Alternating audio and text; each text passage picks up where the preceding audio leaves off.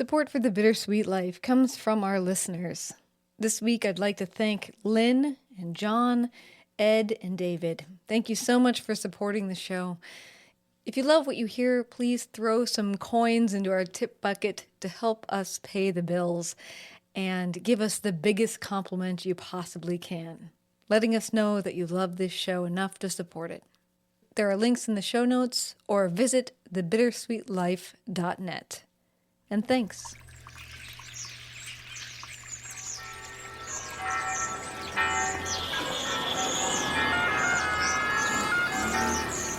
Welcome to Rome. This is The Bittersweet Life with Katie Sewell and Tiffany Parks. Hello, this is The Bittersweet Life. I'm Katie Sewell.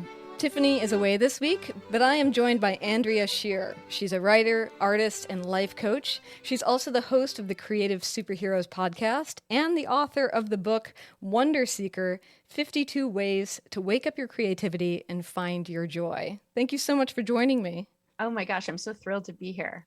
Now, this might be a hard question because, yes, it has an actual definition, but it is about what it means to you. How would you define wonder? Gosh, I love this question because I love not assuming that I know what things mean. To me, wonder is almost a full body experience of like, it's like, wow, it's an intake of breath. It's like your eyes get wide and your heart opens in a way. It's like this experience of being surprised by something beautiful or interesting, or it piques your curiosity. It's like all these things happening in this one moment. And for me, it's like this experience where not only do I feel curious, but it's different than, say, awe, where you could feel a little bit afraid when you're experiencing awe. You could be in awe of like a big, explosion happening in the distance. That would be really scary, but also awe. But wonder is this like very gentle, kind of beautiful place where you realize like, oh my gosh, there's so much beauty in the world, and you feel kind of reverence. Well, you do open, and I'm sure you've been getting this interview question a lot since you opened the book yourself with this particular question. The question is, what was your first experience with wonder? What's your answer to it? Oh my gosh, it's so funny. I've somehow not gotten that question very much. And I'm sort of glad because I don't have a lot of memories of being a child. I'm one of those people. And the memories that I do have are kind of intense and not necessarily about wonder. However, one of the experiences that I will share is that I somehow got to go to Mexico with my best friend's family when I was in grade school. And we were swimming in the waves, which is scary for me. Even though I grew up near the water, I grew up near Santa Cruz.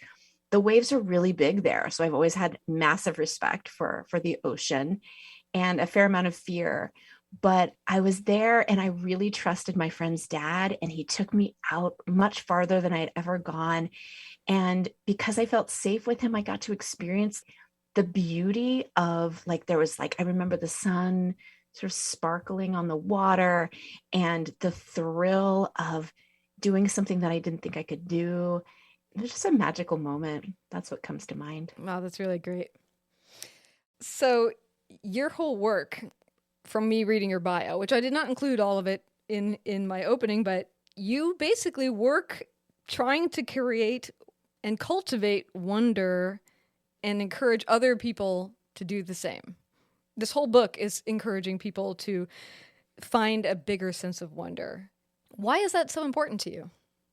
The honest answer is that I've experienced a lot of anxiety and depression in my life and a fair amount of trauma. And so I have found that finding beauty and seeing the world through creative eyes and seeing the world through the lens of wonder has helped me want to be here and want to love my life and love the world.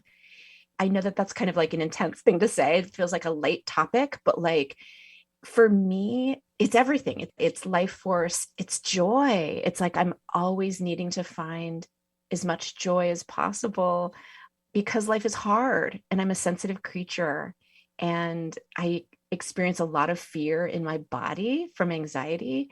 And I'm just really committed to seeing the world as much as possible, not to the exclusion of the negative. It's not like, oh, just look on the bright side.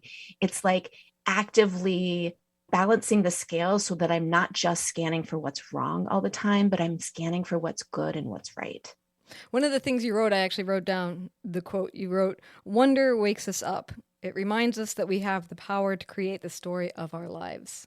I love how Yeah. you put that. Well, this book that you wrote isn't just your theories on wonder. It is practical, fun, interesting exercises and activities that you can do that actually help you develop a sense of wonder. So I thought it'd be fun to maybe you can give us an example of an activity or something that all of us should do to try to experience a little wonder. Yeah. One of my favorite just everyday things to do is the next time you're at the grocery store, find something that you've either never seen or you've never tasted or you're not sure what it is, and get it and see what's inside of it. Like this came to me because my son and I, when he was about 3 or 4 years old, were at the grocery store one day and we saw dragon fruit, and he's like, what is that? And I was like, I think it's a dragon fruit. And he's like, well, what does it taste like? I'm like, I don't know.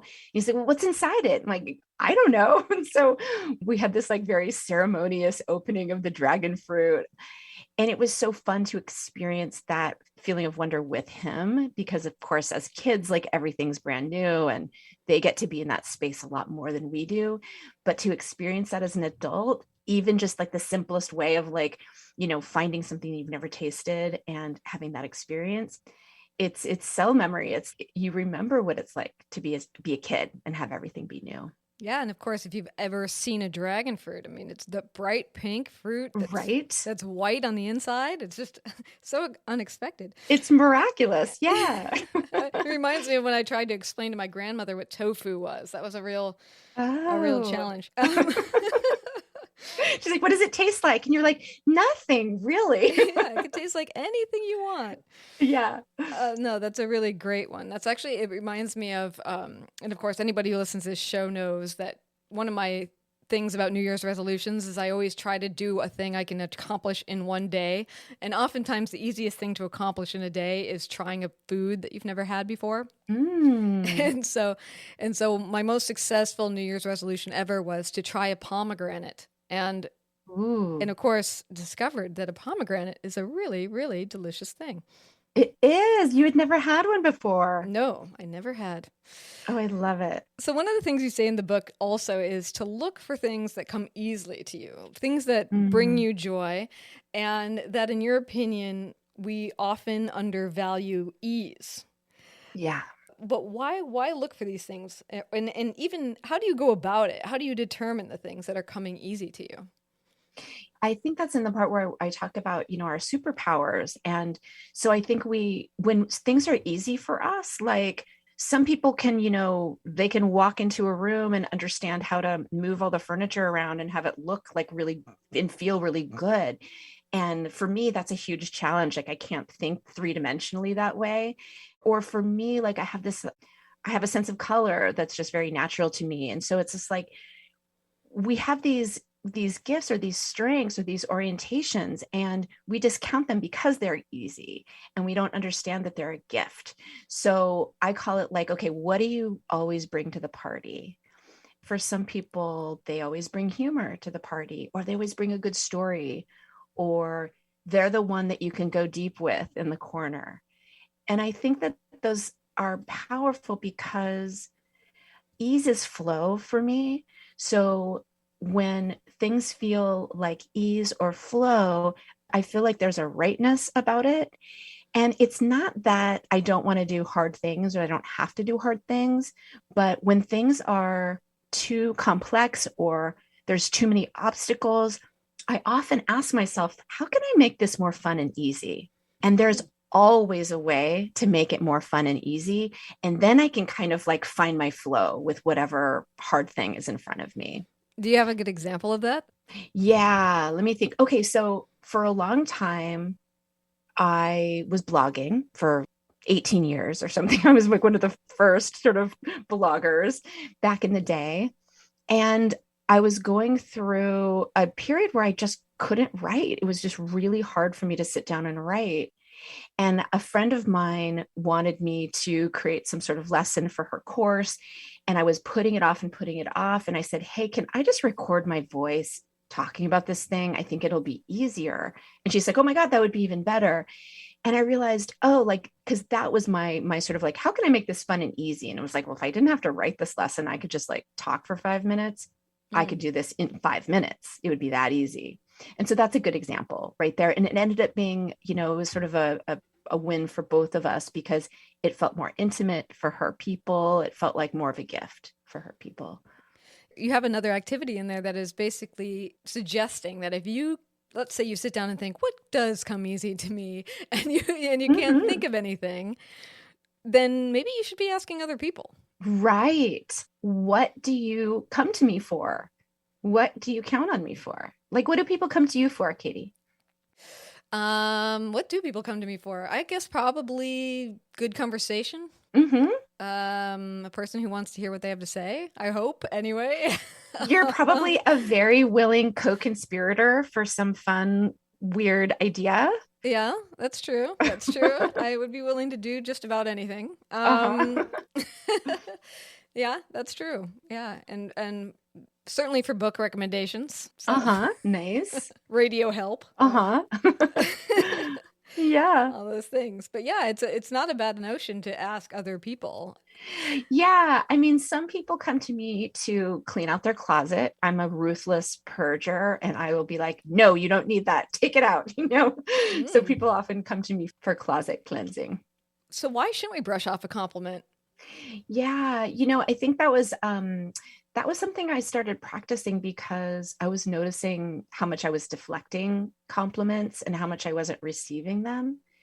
And as a compliment giver, I know that it doesn't feel great when somebody, says, "Oh my God, no, I just, like, oh, you look so beautiful." It's like, "Oh no, I just woke up and I didn't even brush my hair." And it's like, just say thank you. Like, it'll feel better on my end if you just say thank you.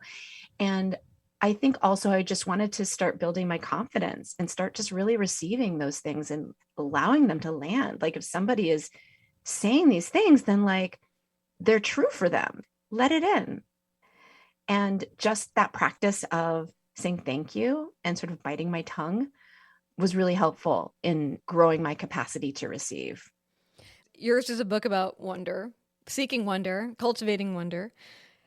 But then you have all these other side things that come from wonder, like from being a person who can discover wonder in their own lives more. Like, for instance, I think you say that wonder can lead to being more kind. It can lead to noticing color more. All of these things. I wrote a couple of more down, like noticing more beauty, being delighted more often, especially when it comes to being kinder to others. What is the correlation there, would you say? That's a good question. First of all, I think that idea of creating wonder for others is inherently kind.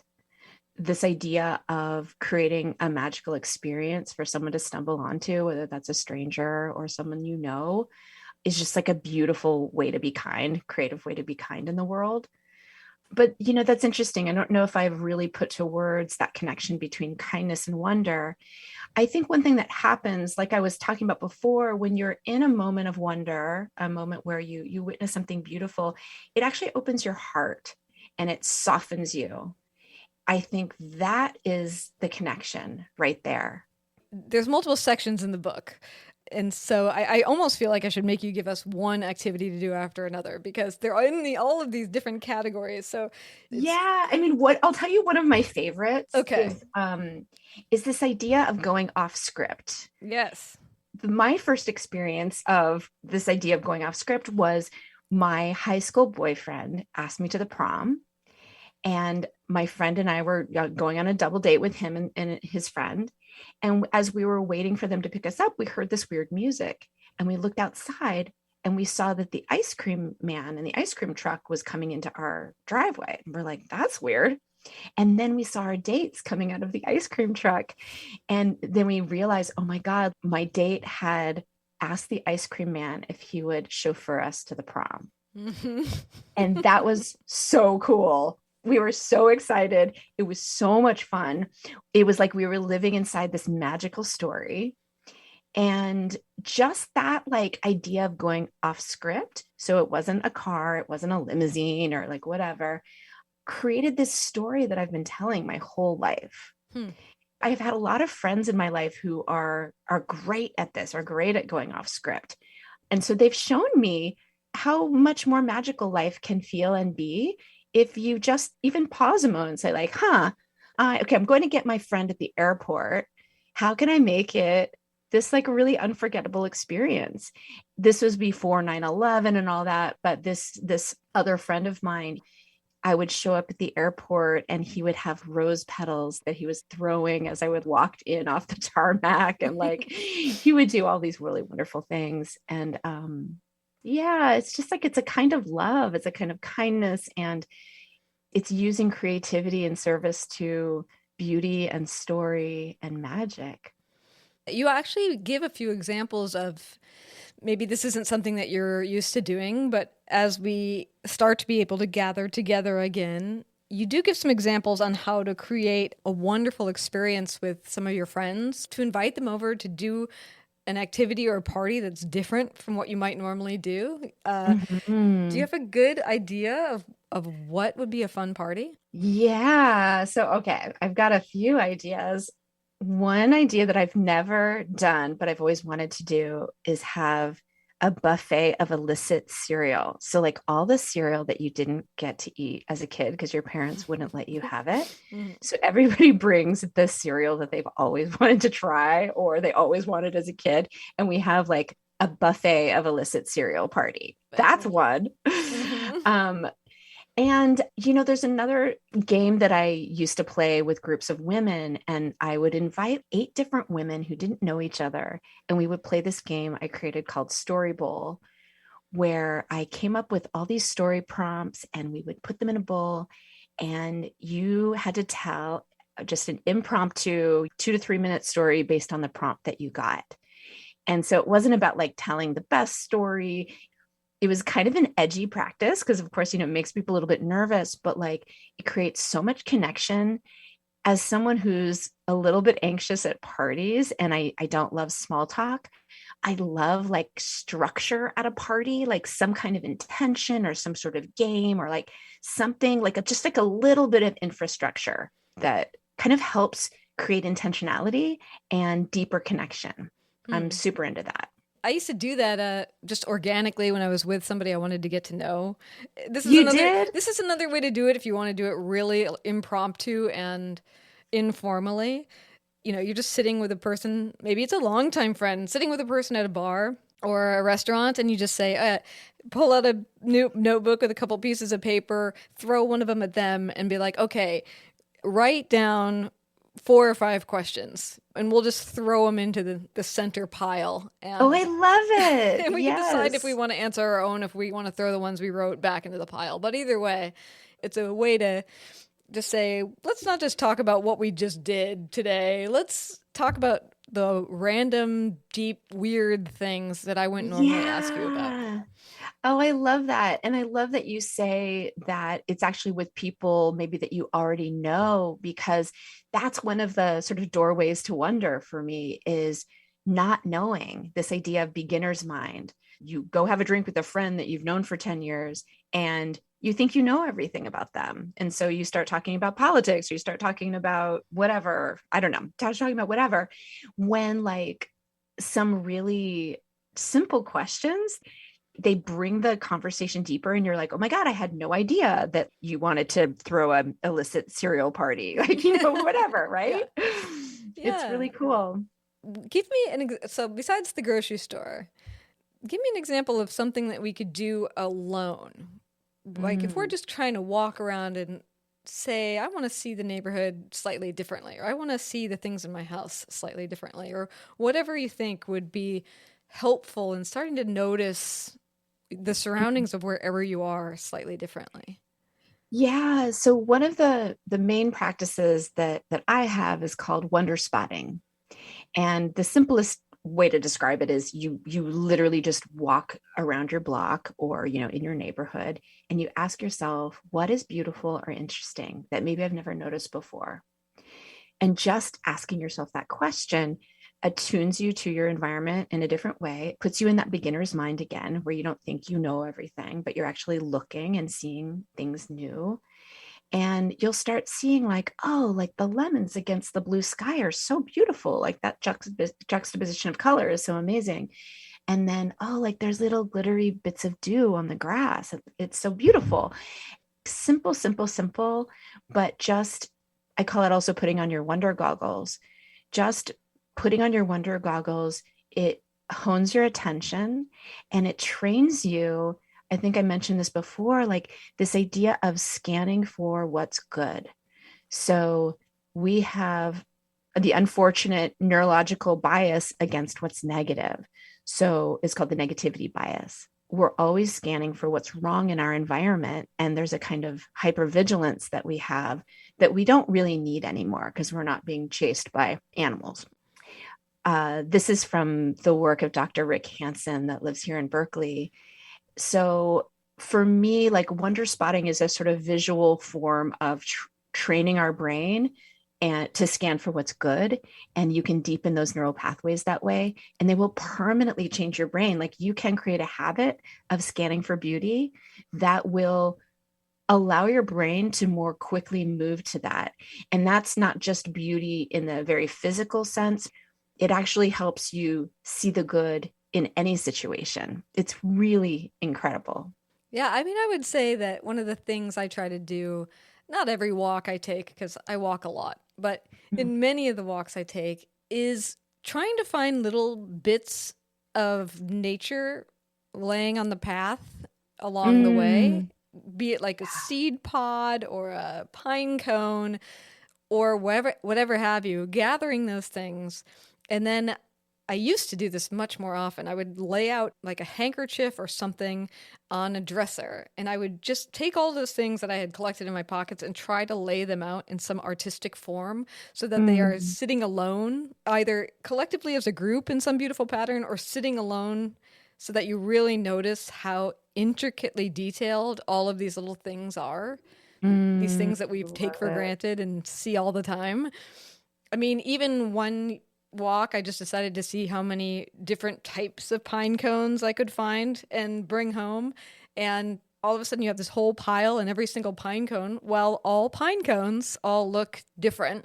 And Oh, I didn't know that. yeah. And so, yeah, that's the kind of thing I try to do on my walk. And then the greatest thing about collecting natural little detritus like that Mm. is that you can look at it and then you can take it outside and throw it back into the yard, like put it Yes, back right, out in the world. exactly.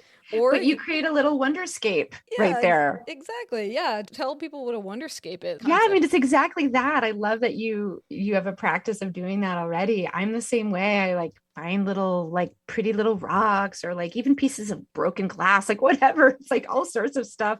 And then I bring them home and I lay them out maybe in a bowl or on like a more flatter surface. And yeah, I started calling it a wonderscape. What I ended up doing with some of these things was I have one of those old letterpress drawers with like the Mm, little sort of cubby holes. yes. And yeah, so I started putting, like a vintage, spool of thread or yeah, all these funny little things. And now I have like a little display for them, which is fun. Yes, I also have one of those cubbyhole things. They're wonderful. Oh my Um, God. you also mentioned another activity is creating a color display, which I have not done, but I love the idea. What is that if people want to try that? Do you mean like arranging your books by color Well, or? I think you had one where in the book, maybe I read it wrong, or just this is how I invented it in my head. Yeah. Was gathering. At least this is what I was took what you meant to be was to like, go around and gather things that are all in the same tone that are sitting around your home. Mm. Oh, This is what I'm yeah. planning to do anyway, and just put them together Yes. for a period of time, like a whole bunch of red Yes. things, whole bunch of brown things. Yes, that was one of the things I was doing during 2020 during quarantine. It was just like, okay, let's get creative. Let's yeah, I love that. I'm also thinking of another activity that's a fun one that your listeners can do. I'm obsessed with paint chips. Mm. I just collect stacks of them whenever I'm at the hardware store, and I do lots of different kinds of art and creativity with them. But one of the things that's really fun is called paint chip poetry. You basically look at the name of each, you sort of find names that seem evocative to you that you want to sort of use as lines of verse, and you start placing the paint chips together until you build out a poem. That's also just Yes. fun wordplay. Your poem is actually pretty good. I wonder if I can find it. I have your book right here. Is this your poem that you did that's in this book? It is. All right. Have you memorized this already, or should I just read I have not. Okay. I'm excited to hear it. I don't know that I'm the best poetry reader, but I will give it a try. Okay. And remember, as you listen to this poem, everyone, this is just the names of paint chips put together. Together, under the stars, Texas summer, sour apple, cabbage rose, summer pear, spontaneous, dark moon, bright future. I love that. Yeah.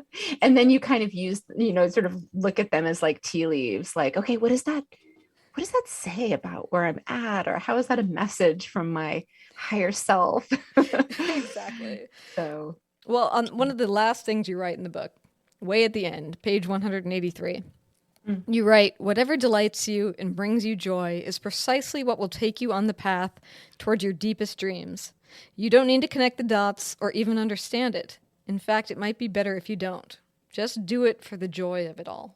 So I guess as we come to a conclusion, is there any last advice or encouragement you would give people listening of what to do to cultivate more wonder in their life today or this week or this year or going forward into the rest of their lives?